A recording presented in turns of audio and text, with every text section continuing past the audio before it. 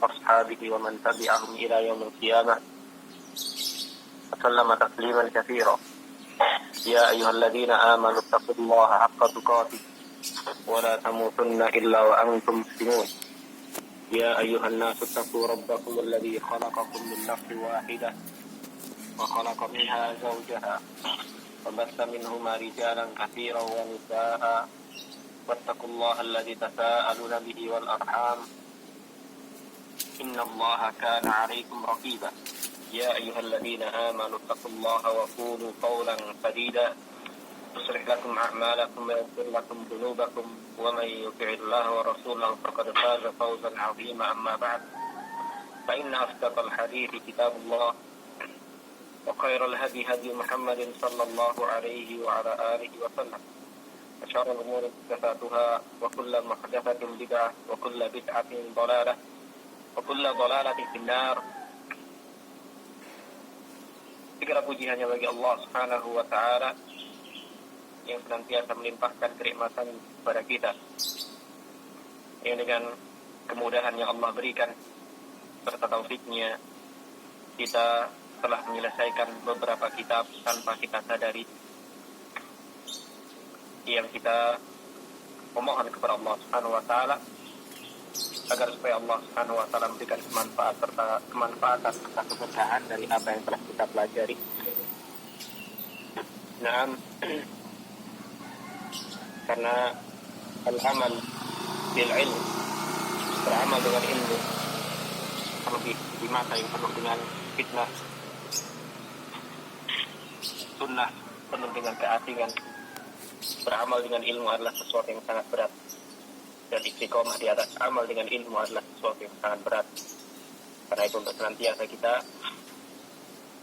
meminta dan mohon taufik Allah Subhanahu wa Ta'ala untuk menetapkan kita di atas amal, di atas sunnah Rasul sallallahu alaihi wasallam. Dan walillahil hamdulillah, telah kita selesaikan risalah singkat karya Al-Imam Muqbil bin Hadi Al-Wadi rahimahullah, suatu risalah singkat yang mubarak, yang diberkahi,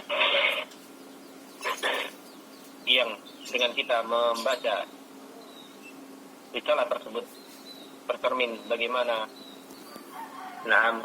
kegigihan Syekh Muqbil rahimahullah ta'ala dalam dakwah dan sifat sajaah, keberanian serta thiqatu billah, keyakinan beliau kepada Allah yang sangat kuat.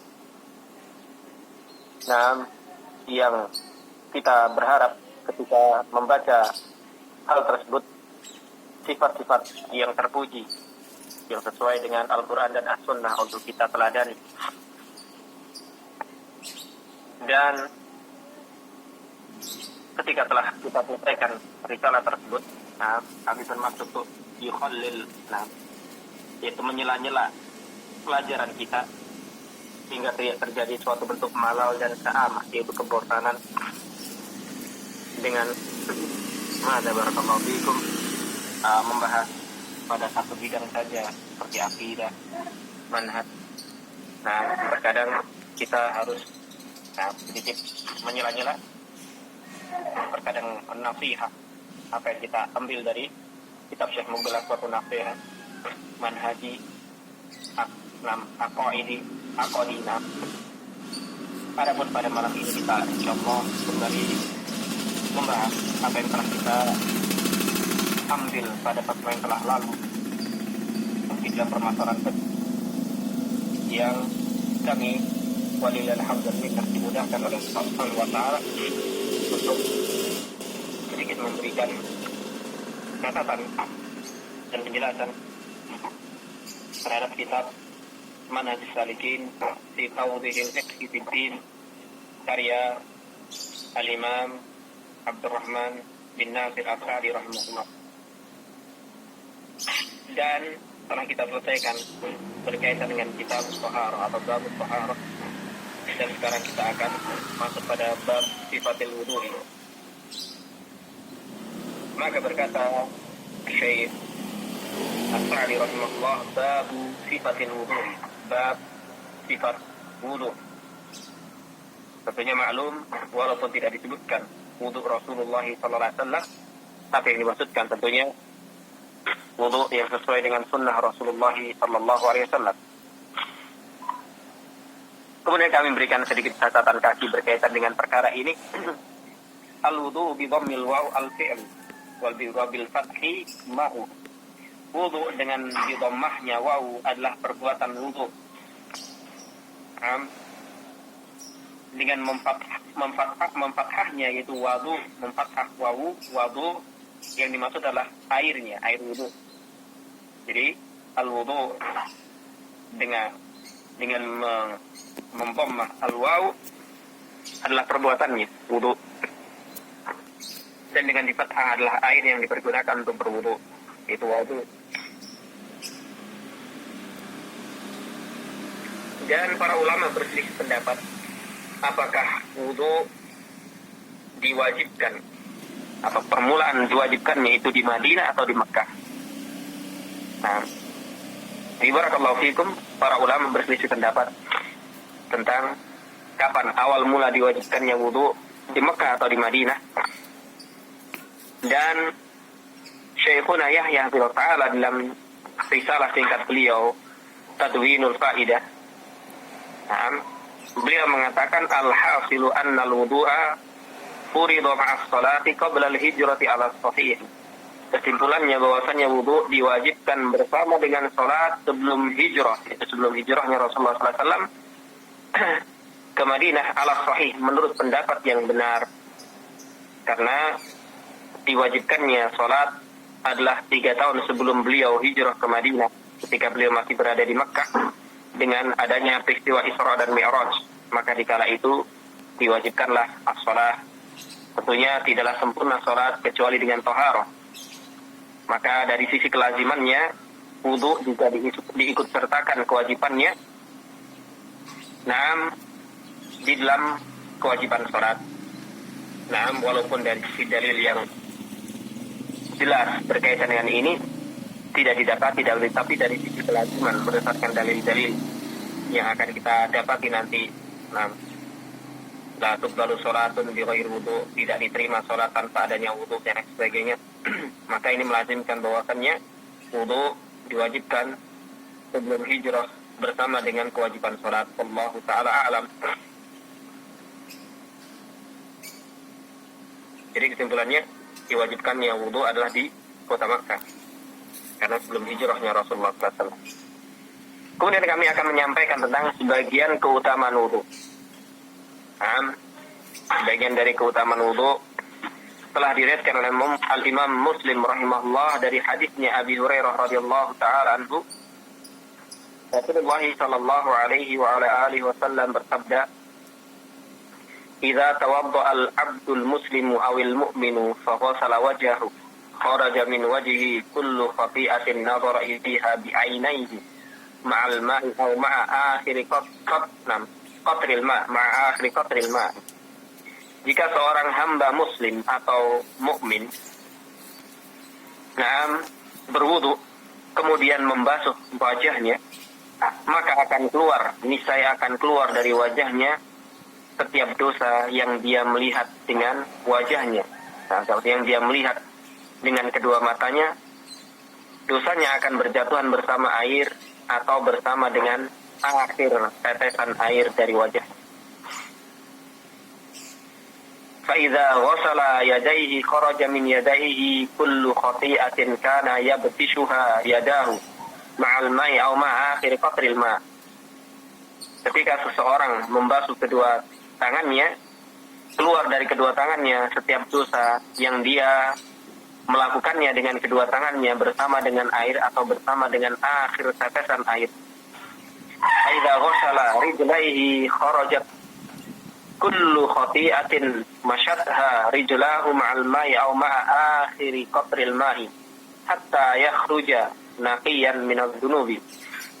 Ketika seorang hamba membasuh kedua kakinya, akan keluar darinya setiap dosa yang dia berjalan dengan kedua kakinya bersama dengan air atau bersama dengan akhir tetesan air, sampai dia keluar dari wudunya dalam keadaan bersih dari dosa.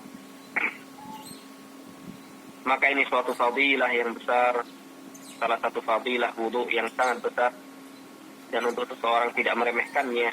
Karena itu Rasulullah SAW senantiasa menjaga kesucian beliau. Ketika beliau berhadap, walaupun tidak ingin melakukan sholat, beliau berwudu, karena salah satu fadilah al-wudu adalah salah satu penghapus dosa. Dan ini suatu bentuk rahmat Allah Subhanahu wa taala kepada kita. Nah, dengan suatu amalan yang ringan. Maksudnya ringan di sini bagi siapa saja yang Allah meringankannya dan berikan taufik bagi. Dan tentu ini suatu amalan yang sangat berat bagi seseorang yang Allah Subhanahu wa taala tidak memberikan taufik baginya. Wa innahu layasirun ala man yassarallahu ta'ala alaihi. Sesungguhnya amalan-amalan tersebut sesuatu yang yasir, mudah bagi siapa saja yang Allah berikan kemudahan bagi. Maksudnya berat bagi siapa saja yang Allah tidak memberikan taufik bagi, walaupun hanya memerlukan beberapa waktu. Nah,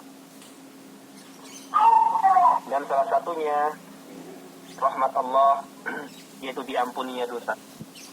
Nah, tentunya kita harus menyadari diri kita penuh dengan dosa. Setiap hari pasti kita akan melakukannya. Nah, tentunya kita membutuhkan amal-amal untuk menghapus dosa-dosa tersebut. Selain kita bertaubat dan beristighfar kepada Allah Subhanahu wa taala. Karena bisa jadi karena terlalu banyaknya dosa yang kita perbuat. Nah, kita membutuhkan lebih daripada sesuatu yang sifatnya istighfar. Nah, sedangkan seluruh amalan yang Allah Subhanahu wa taala syariatkan, baik dari perkara yang wajib dan yang sunnah, adalah penghapus dosa. Ya, Allah Subhanahu wa taala telah berfirman, "Innal hasanati yudhibnas sayyi'at." Sesungguhnya amalan-amalan kebaikan akan menghapus dosa-dosa. Dan dalam hadis ini pun ini akan kita bahas, untuk seseorang tidak membiasakan diri ketika setelah berwudu kemudian mengeringkan anggota tubuhnya dengan suatu pengering, baik handuk atau lain sebagainya. Nah, agar supaya mendapatkan suatu bentuk fadilah, karena di sini dijelaskan, nah, dosa akan keluar pada organ wudu yang dia basuh bersama dengan air atau bersama dengan akhir tetesan air dari tubuhnya. Nah, kalaupun seseorang dalam keadaan ingin mengeringkan anggota wudunya, tidak masalah, bukan sesuatu yang haram, akan tapi untuk kita lebih mempersering.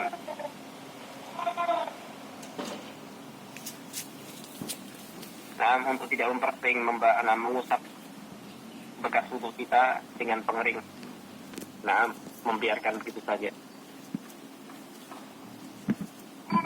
Kemudian, apakah wudu termasuk dari kekhususan umat ini? Ini terjadi perselisihan di antara para ulama dan yang berada di atasnya, para muhaddithun, para ulama yang mereka telah sampai pada tingkatan ilmu yang sudah pada tahqiq. Nah, maksudnya mereka bisa memiliki suatu keilmuan yang kuat dan kesimpulan yang mendalam. Nah, mereka menyimpulkan bahwasannya wudu bukan termasuk dari kekhususan umat ini. Yang menjadi kekhususan umat ini adalah al-ghurrah dan tahjil. Apa itu ghurrah dan nam? Ghurrah adalah warna putih pada kepala. Nam, kuda. Dan tahjil adalah warna putih pada tangan serta kaki kuda. Yang ini diadopsi, bahasanya dipinjam pada wudu, yang menunjukkan bahwasanya organ-organ wudu yang senantiasa dibasuh dengan air itu akan bercahaya di hari kiamat. Bagaimana hadis Abi Hurairah, "Inna ummati yud'auna yaumal qiyamati ghurran muhajjalina min athari wudu." Nah, Rasulullah SAW bersabda, sesungguhnya umatku nanti akan diketahui, dipanggil dengan suatu ciri khas yang mereka miliki, keistimewaan yang tidak dimiliki oleh orang lainnya, itu cahaya yang terdapat pada wajah serta wajah, tangan serta kaki mereka dari bekas wudu. Dan ini pendapat jumhur ahlul ilm, bahwasannya wudu bukan termasuk dari kekhususan umat ini, bahkan umat terdahulu bisa jadi telah disyariatkan atas mereka wudu dengan kaifiah tertentu. Ada yang menjadi kekhususan umat ini adalah cahaya di wajah, tangan dan kaki. Bagaimana hadis tersebut? Inna ummati yud'auna. Rasulullah SAW mengatakan sesungguhnya umatku akan dikenal dengan bekas-bekas wudhu mereka. Rasulullah mengatakan umatku. Menunjukkan bahwasanya umat-umat terdahulu tidak akan ada pada mereka suatu cahaya dari bekas wudhu. Walaupun mereka mungkin disyariatkan wudhu atas mereka. Kita kembali ke atas. Berkata Al-Imam As-Sa'di rahimahullah ta'ala, bab sifatil wudu'i, bab sifat wudu. Wahwa, dan dia yaitu wudu, ayyanwiya raf'al hadathi. Yang pertama, al-awwalu ayyanwiya raf'al hadathi. Untuk seseorang meniatkan mengangkat hadath. Awil wudu'a lis-salati wa nahwiha. Atau meniatkan wudu untuk salat dan yang semisalnya. Wan niyatu syartun li jami'il a'mali min taharatin wa ghairiha. Dan niat merupakan syarat untuk seluruh amalan dari taharah dan yang lainnya. Liqauli sallallahu alaihi wasallam, innamal a'malu binniyati wa innamal likulli imri'in ma nawa, muttafaqun alaihi. Dikarenakan perkataan Rasulullah SAW, hanya saja amalan itu tergantung dengan niatnya, dan setiap orang tergantung dengan apa yang dia niatkan.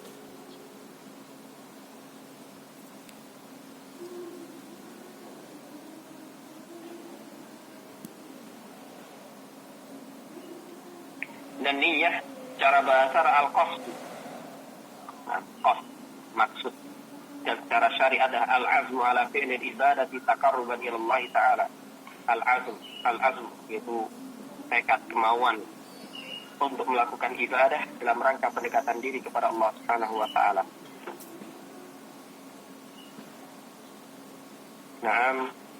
Walaupun para ulama berbeda pendapat tentang disyaratkannya niat di dalam wudu, tapi yang rajih bahwasannya wudu disyaratkan padanya niat, dan ini pendapat jumhurul ulama, di antara mereka Malik, Syafi'i, Ahmad dan selain mereka.